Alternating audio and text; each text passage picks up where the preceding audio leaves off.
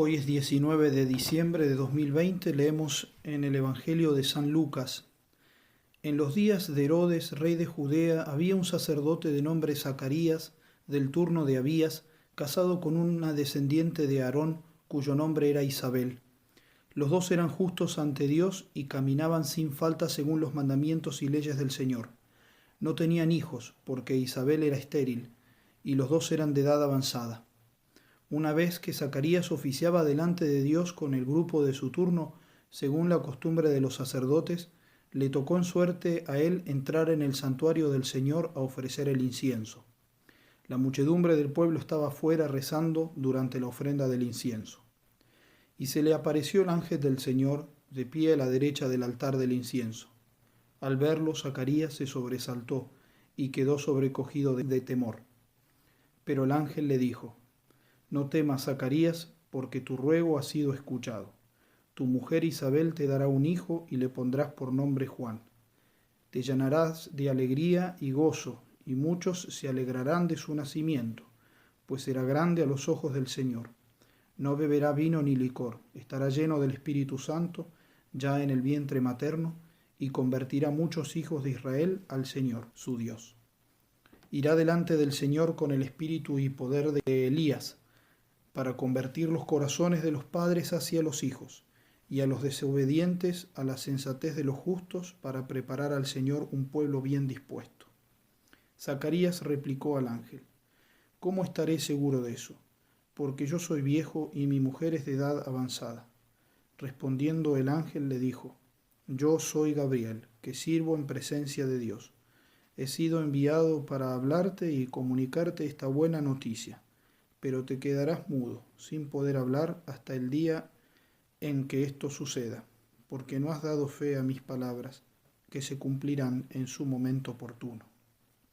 El pueblo que estaba aguardando a Zacarías se sorprendía de que tardase tanto en el santuario. Al salir no podía hablarles, y ellos comprendieron que había tenido una visión en el santuario. Él les hablaba por señas, porque seguía mudo. Al cumplirse los días de su servicio en el templo, volvió a casa. Días después concibió Isabel, su mujer, y estuvo sin salir de casa 5 meses, diciendo: Esto es lo que ha hecho por mí el Señor, cuando se ha fijado en mí para quitar mi oprobio ante la gente. Palabra del Señor. Gloria a ti, Señor Jesús. En este evangelio que acabamos de escuchar, hay una descripción de la vida de Zacarías e Isabel que debe ser un ideal a seguir para todo aquel que lee y medita las Sagradas Escrituras. Dice San Lucas: los dos eran justos ante Dios y caminaban sin falta según los mandamientos y leyes del Señor. Entonces veamos las distintas partes de esta descripción. En primer lugar dice los dos. Es decir, la santidad se hace posible y llevadera en una familia, en una comunidad. El marido y la mujer pueden y deben santificarse juntos. Los dos deben remar para el mismo lado, buscando agradar en todo a Dios. Hay maridos, por ejemplo, que de alguna manera creen que la vida espiritual y la devoción es solo asunto de las mujeres. Pero qué bueno y cuánto bien hace a la familia cuando el padre y la madre, los dos, buscan a Dios. Es el testimonio de que la santificación es una obra de todos. En segundo lugar dice San Lucas: eran justos ante Dios. Y sabemos que en el vocabulario de las Sagradas Escrituras la justicia es sinónimo de santidad. Es dar a Dios lo que le corresponde. Lo que le corresponde es que entremos en unión con Él, porque eso es lo que Él quiere, y allí está la santidad. Ellos hacían lo que Dios quería, ellos cumplían su voluntad. Y en tercer lugar, sigue diciendo el Evangelio, caminaban. Es decir, en la vida espiritual hay que tratar de avanzar siempre, porque la vida espiritual es un camino, es una vía en la que no podemos retroceder.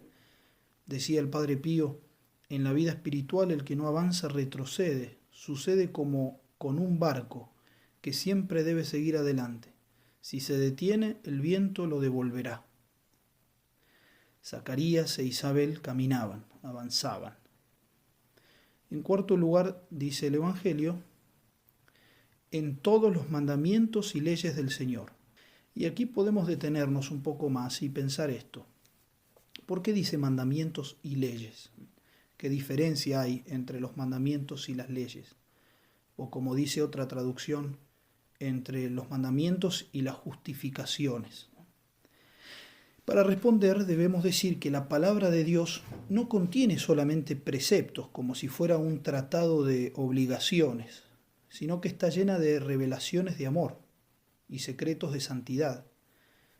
Por lo tanto, Zacarías e Isabel no solamente cumplían todos los mandamientos, sino que también estaban atentos a todas las implicaciones del amor de Dios, es decir, las justificaciones por las cuales crecían día a día en la santidad. El Salmo 118, que es el salmo más extenso del Salterio, es precisamente un elogio extraordinario de la palabra de Dios y describe esta añadidura que se encuentra en ella.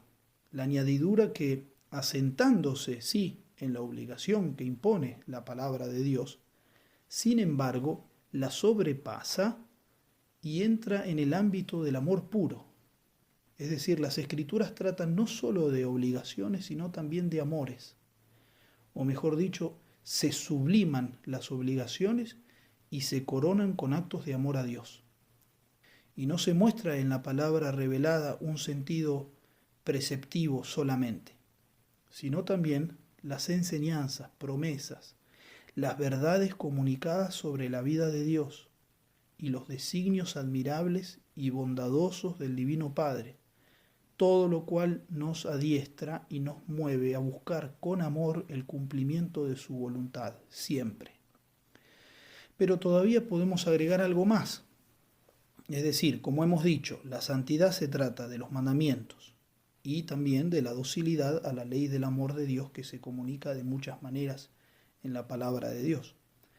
Pero la santidad se trata también de la cruz, lo cual está contenido aquí también.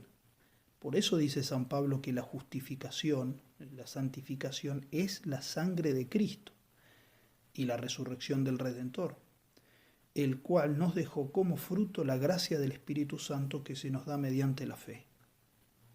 Todo esto es entonces lo que está encerrado en ese elogio hermosísimo que leemos en este Evangelio, elogio de Zacarías e Isabel. Los dos caminaban sin falta en todos los mandamientos y justificaciones del Señor. Por eso pidamos, mientras meditamos en este Evangelio, que nosotros también podamos vivir de esta manera.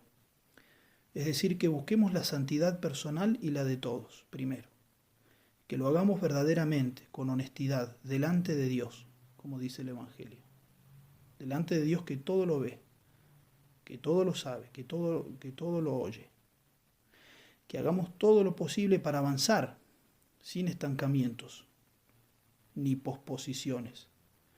Y por último, que, como Zacarías e Isabel, no nos contentemos solo con cumplir los mandamientos, sino también que busquemos agradar a Dios en todo, siguiendo sus inspiraciones, sus invitaciones y sus delicadezas que se encuentran en la ley de su amor.